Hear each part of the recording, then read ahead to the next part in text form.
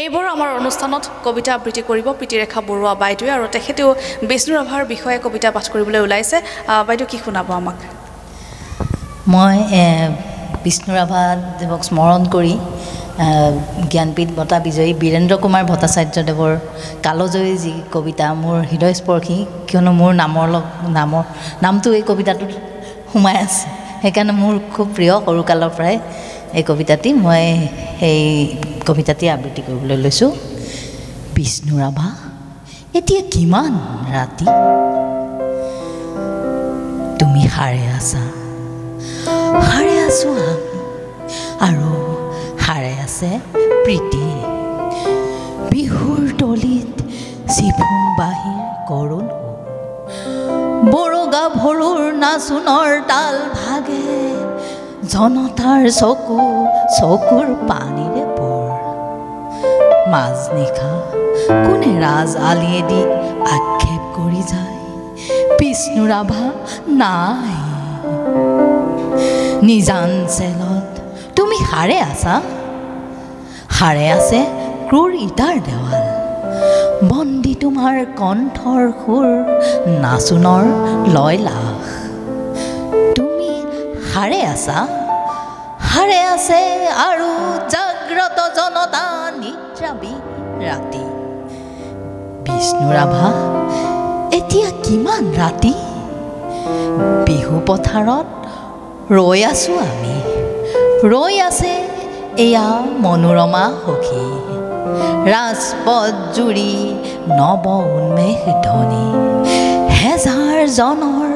অবিৰাম কুৰুলি সকলোৰে মুখ প্ৰশ্নমুখৰ আজি বিহুৰ ৰাতি কাৰাগাৰৰ দ্বাৰ কেতিয়া মুকলি হ'ব বন্দী সৃষ্টিয়ে কেতিয়ানো প্ৰাণ পাব প্ৰাণহীন আজি গীত মাথোৰ প্ৰাণহীন বিহুতলী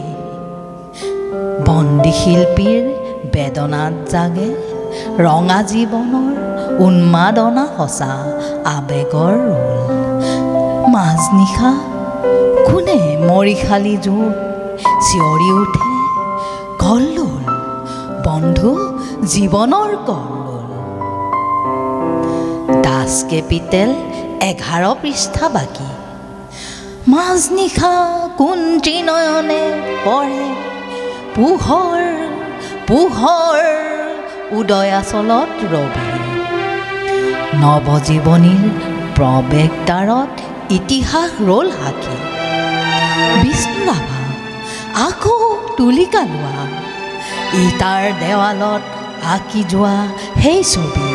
যি ছবিত ফুটি উঠে হেজাৰ শিল্পীৰ উত্থান অখ্যাতজনৰ আশা আবেগৰ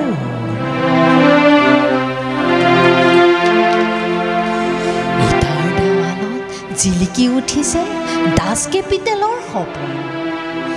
শেষ নিশা কোনে ৰাজপথেদি ৰিঙিয়াই কৈ যায় অখ্যাতজনৰ ভুল লাগি হ'ল হেঙুল হাইতাল ৰঙা তুমি হাৰে আছা আৰু হাৰে আছে তোমাৰ তুলিকা জীৱনৰ চিৰসখী তুমি য'ত আছা সৰু কাৰাগাৰ থিয় একোখনি ইটাৰ দেৱাল আমি য'ত আছোঁ বৰ পোতাশাল হত নাক পাশে বন্ধা তোমাৰে আমাৰে বিহু সন্মত হ'বলৈ বেলি নাই হিয়া হালধিৰে হতনাক পাখে তুমি য'ত আছা সৰু কাৰাগাৰ থিয় একোখনি ইটাৰ দেৱাল আমি য'ত আছোঁ বৰ পোতাশাল হতনাক পাখে বন্ধা তোমাৰে আমাৰে বিহু সন্মিলন হ'বলৈ বেলি নাই হিয়া হালধিৰে দে মন ধুই আমি গোট খাম নৱজীৱনৰ পুৱা বিষ্ণু ৰাভা হোৱা ঘূৰণীয়া বেলি ৰঙা মুখ ফুটে সঁচা আবেগত মুক্তিৰ কপনি শেষ নিশা অখ্যাতজনৰ সমদল সমাগত সমস্বৰে ফুটে পোহৰ পোহৰ জীৱনৰ জয়ধ্বনি। ধন্যবাদ। আমি ধন্যবাদ জ্ঞাপন কৰিছোঁ প্ৰীতিৰেখা বাইদেউলৈ আৰু তেখেতেও বীৰেন্দ্ৰনাথ ভট্টাচাৰ্যৰ এই কবিতাটি আবৃত্তি কৰিলে আৰু নিজৰ ধৰণেৰে বিষ্ণু ৰাভাক বিচাৰি চোৱাৰ প্ৰয়াস কৰিলে। আমি ধন্যবাদ জ্ঞাপন কৰিছোঁ বাইদেউলৈ।